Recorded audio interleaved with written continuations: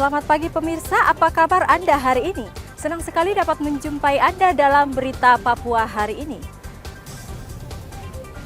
Saya Yuni Rumbarar bersama tim redaksi telah menyiapkan sejumlah berita menarik dan aktual untuk Anda. Berikut 3 berita utama.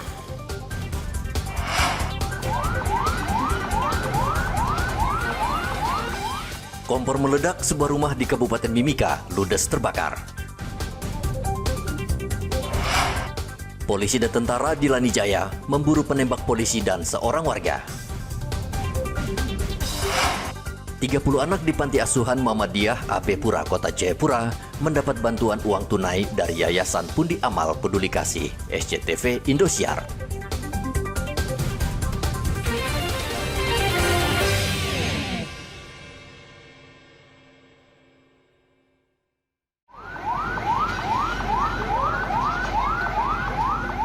Sebuah rumah di Jalan Pendidikan, Kabupaten Mimika, Provinsi Papua Tengah, ludes terbakar. Kebakaran diduga karena kompor yang lupa dimatikan pemilik rumah.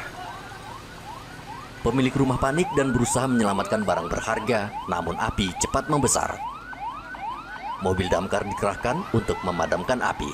Kebetulan ada 12 petak. Nah, kalau untuk informasi yang kami dapat hasil penyelidikan awal, yang mana pada saat itu ada salah satu rumah nomor 2 dari sebelah kiri, kamar nomor 2 di atas, bagian atas ada teriakan dari anak kecil, api. Nah, akhirnya setelah mendengarkan itu, masyarakat yang di sana juga yang sekelilingnya langsung respon, dilakukan pemadaman. Nah, hasil intronya kita dengan saksi-saksi yang ada di TKP memang membenarkan yang mana ibunya pada saat itu dia sedang memasak, namun karena ada kekurangan bumbu apa segala macam dia pergi. Tidak lama kemudian anaknya ini mungkin dugaan sementara dia tarik kompor terjatuh mengakibatkan kebakaran. Nah, ini masih kita dalamin ya. Ini kita masih lakukan pendalaman juga apakah memang benar adanya. Ini apinya masih baru dipadamkan, kita nanti lakukan olah tkp. Tidak ada korban jiwa dalam peristiwa ini, namun kerugian mencapai ratusan juta rupiah. Polisi masih menyelidiki penyebab pasti kebakaran. Igobat Momolin melaporkan dari Mimika, Papua Tengah.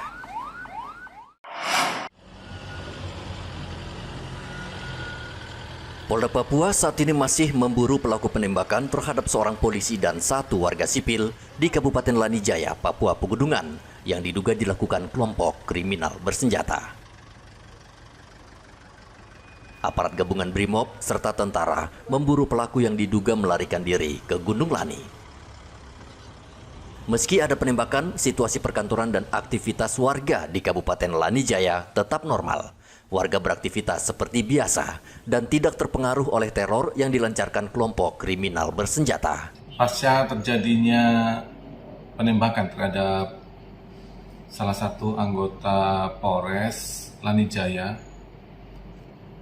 almarhum Brigpol John Herik Sibarani, dan 1 orang warga sipil atas nama Adi Falo, kami dari pihak kepolisian bersama dengan Satgas Damai Kapten tengah melakukan penyidikan terhadap peristiwa tersebut untuk mengetahui motif dari pelaku penyerangan dan juga mengungkap siapa pelaku penyerangannya.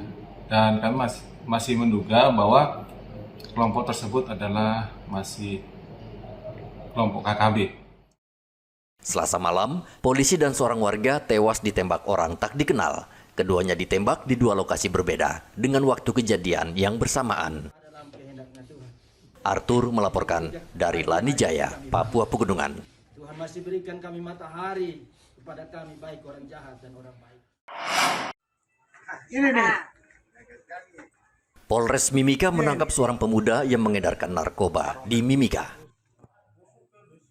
Penangkapan pelaku setelah polisi mendapat informasi adanya transaksi sabu-sabu di Jalan Budi Utomo. Putra diringkus beserta barang bukti 317 paket sabu-sabu.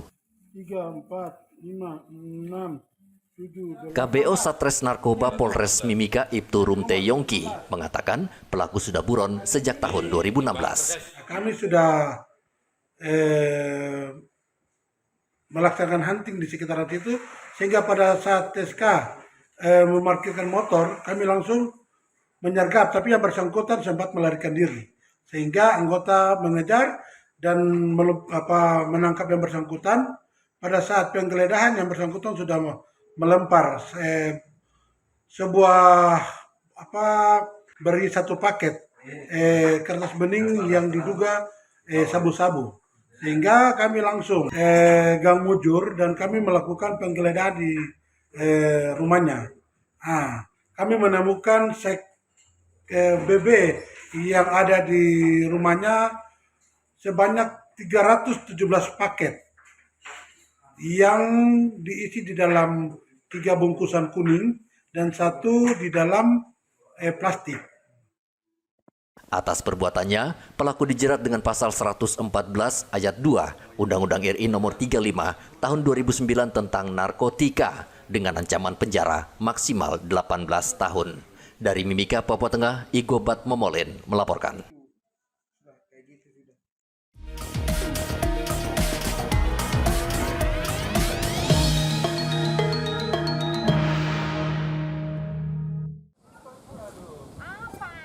Tahapan verifikasi berkas bagi paslon Bupati dan Wakil Bupati Merauke akan usai pada tanggal 22 September 2024 mendatang, dan tahapan selanjutnya akan dilaksanakan pleno penetapan paslon.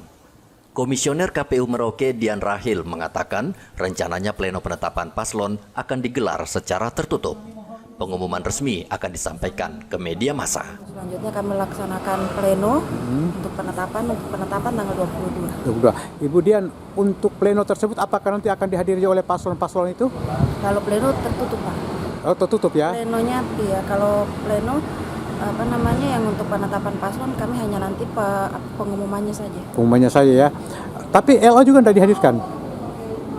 Saya kurang tahu ya, Pak. Oh gitu, tidak dihadirkan juga ya? Ya, oh gitu. Pak, kita komunikasi orang yang LO-nya. Oh gitu. Saat ini KPU sedang memverifikasi berkas seluruh calon, mulai dari ijazah hingga keaslian dukungan partai politik di tingkat daerah dan pusat. Muhammad Ridwan melaporkan dari Merauke, Papua Selatan.